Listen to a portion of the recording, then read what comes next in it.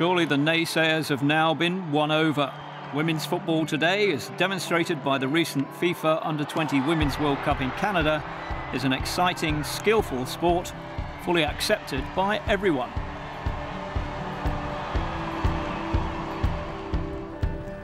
But it wasn't always so.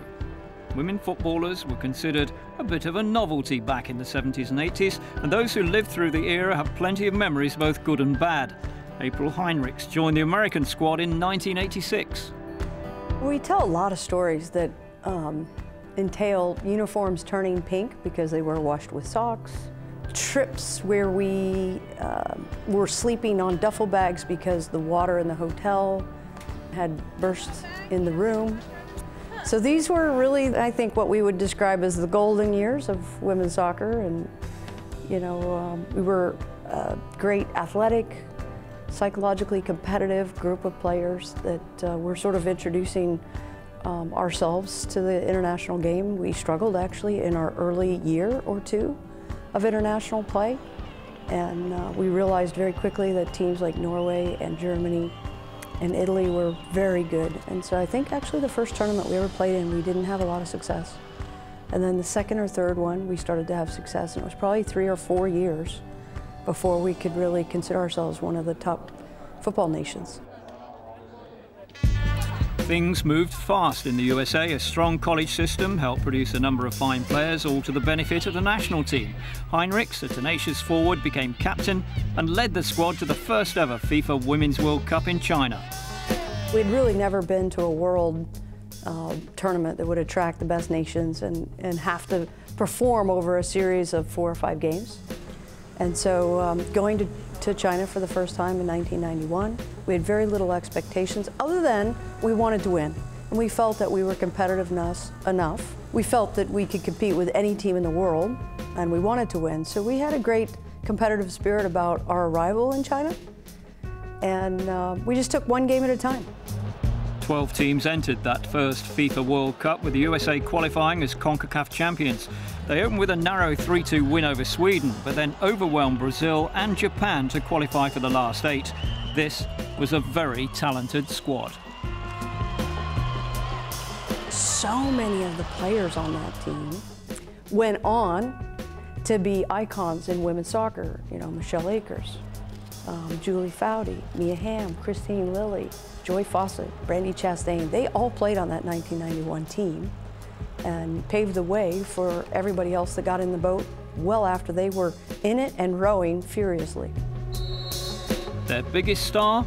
Perhaps Michelle Akers. The tall forward was at her very best in the quarterfinal against Chinese Taipei, scoring 5 times in a 7-0 win.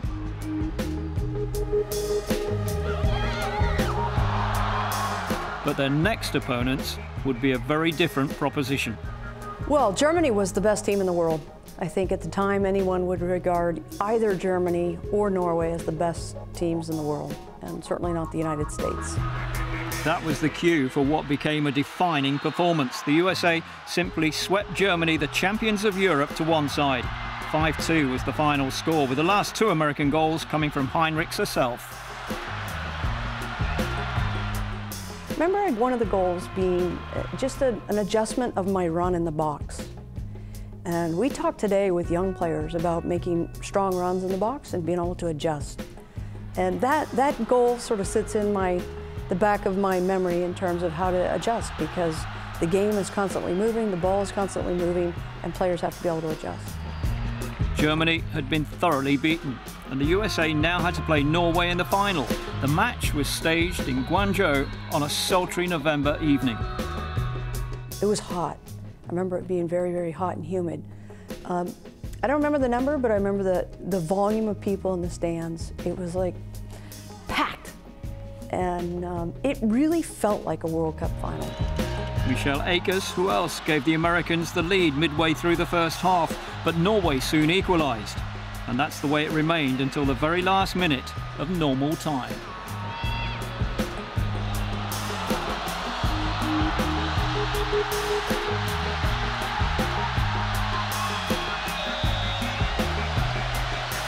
I remember it taking forever for Michelle to collect the ball, dribble around the goalkeeper, take not one, but 2 touches to, you know, play it in an empty net. She was so collected in terms of her body balance. Those are the kind of moments that stand for me. And the moment that we get the trophy. And the music plays and the president gives the trophy over and the captain holds it. For me, I was the captain at the time. That stands out as the greatest sporting moment of my life.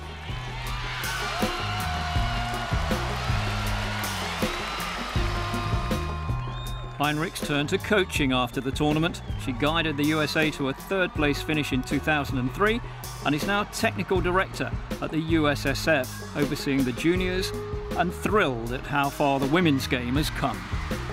And when I come to World Cups, I am in shock by how good these young players are and how technical and sophisticated and mature and intelligent and how well they represent themselves. And you know, here's what I already know now after several Youth World Cups. I'm going to be surprised even in 2 years from now how good they are.